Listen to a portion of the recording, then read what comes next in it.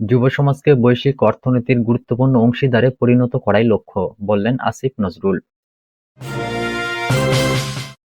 বিশ্ববিদ্যালয়ের দাবিতে তিতুমির শিক্ষার্থীদের সড়ক আবারও অবরোধ। জানাবো নতুন বাংলাদেশ বিনির্মাণে শুরু হচ্ছে অমর একুশে বইমেলা। সর্বশেষ জানাবো সাবেক মন্ত্রী ফরহাদ হোসেনকে জেল গেটে জিজ্ঞাসাবাদের অনুমতি। এতক্ষণ শুনছিলেন সংবাদ শিরোনাম, এবারে বিস্তারিত।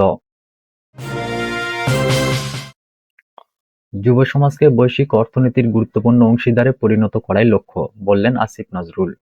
কেবল চাকরি প্রার্থী না, দেশের যুব সমাজকে দেশীয় ও বৈশ্বিক অর্থনীতির গুরুত্বপূর্ণ অংশীদারে পরিণত করাই আমাদের লক্ষ্য বলে মন্তব্য করেছেন প্রবাসী কল্যাণ ও বৈদেশিক কর্মসংস্থান বিষয়ক উপদেষ্টা ডক্টর আসিফ নজরুল। এ সময় ডিজিটাল জব ম্যাচিং প্ল্যাটফর্ম, কৃত্রিম বুদ্ধিমত্তা ভিত্তিক কর্মসংস্থানের সমাধান এবং বাংলাদেশের বিশ্বব্যাপী দ্বিতীয় বৃহত্তম অনলাইন ফ্রিল্যান্সার সরবরাহকারী হিসেবে ৫০০ মিলিয়নের বেশি মার্কিন ডলারের আয়ের কথা উল্লেখ করেন তিনি। বুধবার সৌদি আরবের রিয়াদে অনুষ্ঠিত গ্লোবাল লেবার মার্কেট কনফারেন্সে বাংলাদেশের যুব কর্মসংস্থান উন্নয়ন ও আন্তর্জাতিক শ্রম সহযোগিতা শক্তিশালীকরণের প্রতিশ্রুতি পুনর্ব্যক্ত করেছেন উপদেষ্টা। বিশ্বের ১০০টিরও বেশি দেশের নীতি নির্ধারক, শিল্প নেতৃবৃন্দ, গবেষক, উদ্ভাবক এবং শ্রম বিশেষজ্ঞরা কনফারেন্সের দ্বিতীয় সংস্করণে একত্রিত হন। এই সম্মেলন শ্রম বাজারের ভবিষ্যৎ রূপরেখা নির্ধারণ এবং মূল চ্যালেঞ্জ মোকাবেলার একটি গুরুত্বপূর্ণ প্ল্যাটফর্ম হিসেবে কাজ করছে। এ সময় স্কিলস ফর এমপ্লয়মেন্ট ইনভেস্টমেন্ট প্রোগ্রামের সাফল্য তুলে ধরেন আসিফ নজরুল, যার মাধ্যমে ইতিমধ্যে আইটি, স্বাস্থ্যসেবা এবং উৎপাদন শিল্প সহ বিভিন্ন খাতে ২ লাখের বেশি যুবক প্রশিক্ষণ গ্রহণ করেছেন। প্রশিক্ষণপ্রাপ্তদের ৭০% মাত্র ৬ মাসের মধ্যেই কর্মসংস্থান পেয়েছেন, যা শিল্পভিত্তিক প্রশিক্ষণ ও সরকারি-বেসরকারি অংশীদারত্বের কার্যকারিতা প্রমাণ করে। বাংলাদেশের টেকসই কর্মসংস্থানের সুযোগ সম্প্রসারণ, শিক্ষা ও শিল্পের মধ্যে সংযোগ স্থাপন এবং প্রবাসী শ্রমিকদের কল্যাণ নিশ্চিত করার প্রতিশ্রুতি পুনর্ব্যক্ত করে আন্তর্জাতিক অংশীদারদের সাথে সহযোগিতা আরও গভীর করার আশাবাদ ব্যক্ত করেন আসিফ নজরুল।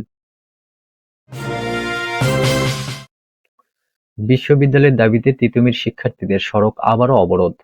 সরকারি তিতুমির কলেজকে বিশ্ববিদ্যালয়ে রূপান্তরের দাবিসহ ৭ দফা দাবিতে সড়ক অবরোধ করেছেন কলেজটির শিক্ষার্থীরা। বৃহস্পতিবার দুপুরে কলেজের সামনের সড়ক অবরোধ করে বিক্ষোভ করেছেন শিক্ষার্থীরা। এর আগে বুধবার বিকেল ৫টার পর থেকে তিতুমির বিশ্ববিদ্যালয়ের রাষ্ট্রীয় স্বীকৃতির দাবিতে আমরণ অনশন ব্যানারে তারা আমরণ অনশন শুরু করেন।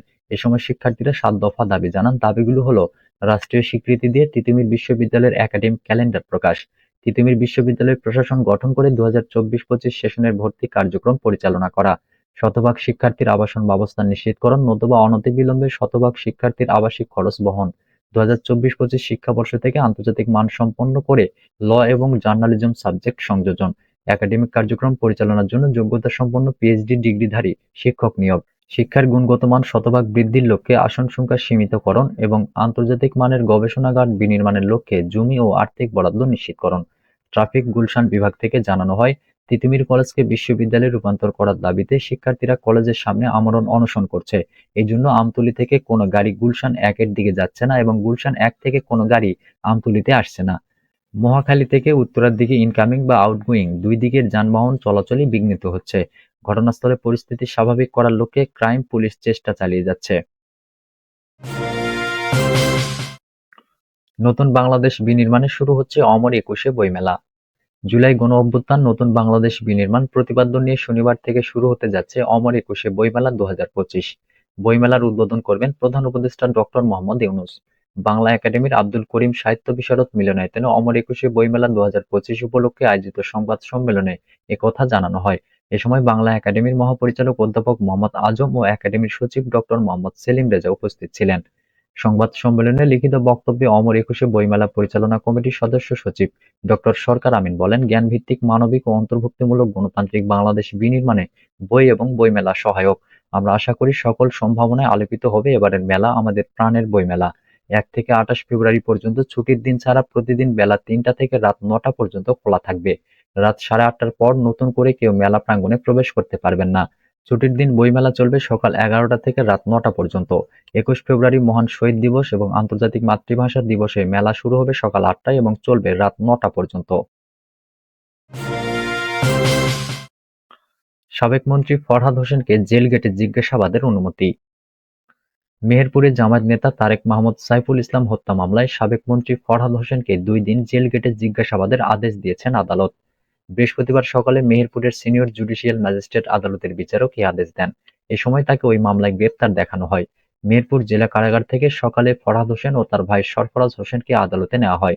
হত্যা মামলায় জিজ্ঞাসাবাদের জন্য রাষ্ট্রপক্ষের আইনজীবী আবু সালেম মোহাম্মদ নাসিম আসামিদের ৭ দিনের রিমান্ড আবেদন করেন।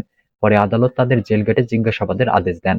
এর আগে গত বুধবার রাতে ঢাকা কেন্দ্রীয় কারাগার থেকে প্রিজন ভ্যানে করে ফরহাদ হোসেনকে মেহেরপুর জেলা কারাগারে আনা হয়। মেহেরপুর জজ আদালতের রাষ্ট্রপক্ষের আইনজীবী আবু সালেম মোহাম্মদ নাসিম জানান, জামায়াত নেতা তারেক হত্যা মামলায় ফরহাদ হোসেনকে ৭ দিনের রিমান্ডের আবেদন জানানো হয়েছিল। তবে তাকে জেলগেটে ২ দিন জিজ্ঞাসাবাদের অনুমতি দিয়েছেন আদালত। মামলার আর্জি সূত্রে জানা যায়, ২০১৪ সালে জামায়াত নেতা তারেককে আইনশৃঙ্খলা রক্ষাকারী বাহিনীকে দিয়ে সাবেক জনপ্রশাসন মন্ত্রী ফরহাদ হোসেন ও মেহেরপুর সদর উপজেলা আওয়ামী লীগের সভাপতি গোলাম রসুল হত্যা করান। ওই সময় আদালত কিংবা থানায় মামলা করতে পারেনি নিহতের পরিবার।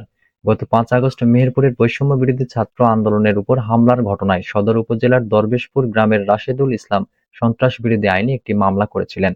ওই মামলার প্রধান আসামি হিসেবে ফরহাদ হোসেনকে গ্রেপ্তার দেখিয়ে গতকাল ঢাকার কেন্দ্রীয় কারাগার থেকে মেহেরপুরে নিয়ে আসে পুলিশ।